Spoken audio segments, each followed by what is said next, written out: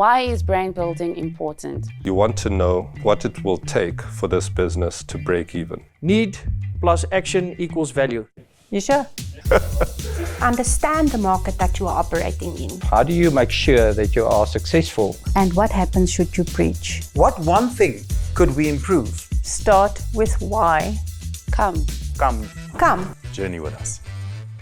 Welcome to the Windhoek Business Banking Masterclass, where business makes sense. My name is Leon Koch, and I'm the Executive for Business Banking, and I'm also acting as the Executive for Retail Banking Services at Windhoek. I've been in the banking industry for just over about 33 years. The last 20 years of my career I've actually spent in business, and I've worked a lot with business clients, and hopefully my insights and my experience dealing with customers will add a lot of value to the topics that we'll be discussing today around some sales techniques, looking at maybe potential channels that you can explore in terms of acquiring new customers, and also in terms of how do you make sure that you are successful in doing your sales.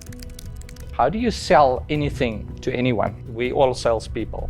If you think back when you first dated your girlfriend, you had to sell yourself. You had to sell yourself in getting a job. Obviously, as businesses, you need to sell to your clients. But what it actually means is, without knowing, we are constantly selling.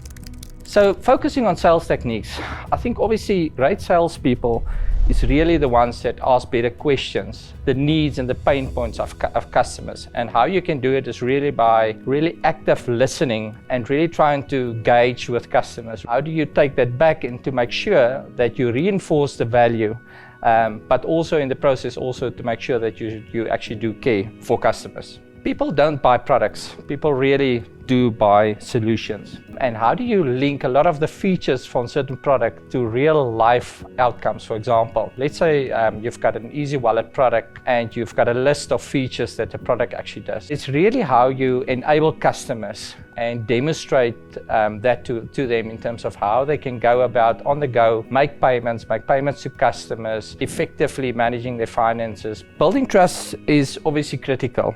And how do you build trust, particularly with customers? When you commit to something, communicate effectively, and if you really say you're going to do something, then you need to really do something about it. And if you can't, then you really need to proactively communicate that upfront. In theory, there is also a formula for building trust: consistency, competence, and it speaks to communication. Sometimes people object in terms of solutions that was delivered, and it might feel that you have been rejected. But I think it's an opportunity for you to go back to the customer, be very curious about trying to understand, be open, and really trying to understand, but what is really holding them back? What are the concerns? Sometimes people, they think they've lost the deal, but if you really start follow through, and I think that is the importance of really just go back, re-emphasize, have you really understood what we were trying to sell? It's about going with purpose through to customers when you follow up, and not just following up for the sake of following up. Fortunately, we are sometimes very successful in terms of sales. That's when you started to create some stickiness, and where you start, the moment that you start upselling, cross-sell to those customers and delivering proper good value, that's when you start getting more referrals for more business. How do you identify your ideal customers? And the reason why it's so important to really understand is for you to know exactly how to position your product to them as well. It's important to understand the sectors in which they operate. It's important to understand the industries in which they operate, the life cycles, the value chains of some of those sectors in which they operate. I think it's important to really understand the company size, and the reason why I'm saying company size and the number of employees that they do have is also about, if you really want to determine the lifetime value of that particular customer, the location in terms of how do you going to get your products to them on a consistent basis.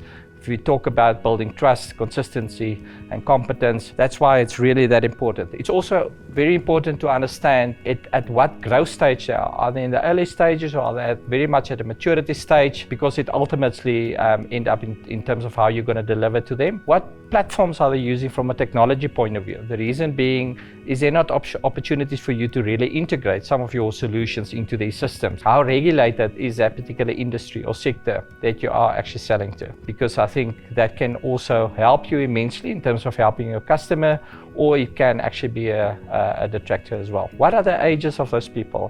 What are their income brackets? What are their education levels? What roles do they occupy within their business? Are they executive or are they just a worker? What triggers them? What are their lifestyles? What are their interests? What are their hobbies that they are doing? And how do you find that out? Is really to look at your existing base as well. Really trying to understand customers that you've got good relationships, to get some patterns in terms of how people behave in certain classes. If you really want to sell to a wealthy customer and you haven't really been exposed, you, for example, you haven't maybe tasted the wine that we are drinking, or maybe you haven't traveled that often in a plane. How will you really know what for you might be a wow is for them? It's a norm, it's a standard that you need to deliver. And that's why it's so important really understanding your customers end to end. It depends on who you're selling to, because different channels are much more cheaper and some other channels might be a lot more expensive. I think obviously social media, websites, but I think a critical component is really where you have well-established customers and really trying to see how best you can leverage off some of those referral type of businesses. Partnerships, collaborations, networks amongst businesses. It's very important to go out there, go and meet people, not normally where you want them to be, but you need to really go and understand the market in which you want to operate. And then I think events is also very critical. You need to attend key events, because that's where you really meet and engage a lot of the stakeholders. So how do you measure success? The cost of acquiring customers, or the cost of acquisition. And that really is the cost that you need to incur, the people that you need to put on the ground, the investment that you need to make into products, technology to really get the product out there. And secondly, it's the lifetime value that you will earn from a customer. As long as the lifetime value is much greater than the cost, then I think you will make good profits. So what are some of the key metrics? I think where you had to invest a lot in terms of the product, the payback period is quite critical. Secondly, I think the retention. How do you build stickiness? How do you upsell? How do you really lock customers in for the long run? And also when looking at what are the ideal customer, is really understanding who are the customer that you are selling to from the beginning, that you're not incurring their costs, and the lifetime of that particular customer is of a very short period. And the other thing is really about churn. When you start seeing customers moving away, that is already an indication of potentially, is my product still the right product? Is there a new entrant into the market? Is there other competitors that I need to compete with? Those are some of the critical key metrics that you can look at in terms of whether you are still successful. I hope that some of the insights might be of some value to you. If I can leave you with one key thought, and it all comes down to building trust. And it's really about doing the simple things very well. Thank you for joining us this episode. Please come and join us for the next episode for more expert advice to see how best we can elevate your business. Come journey with us.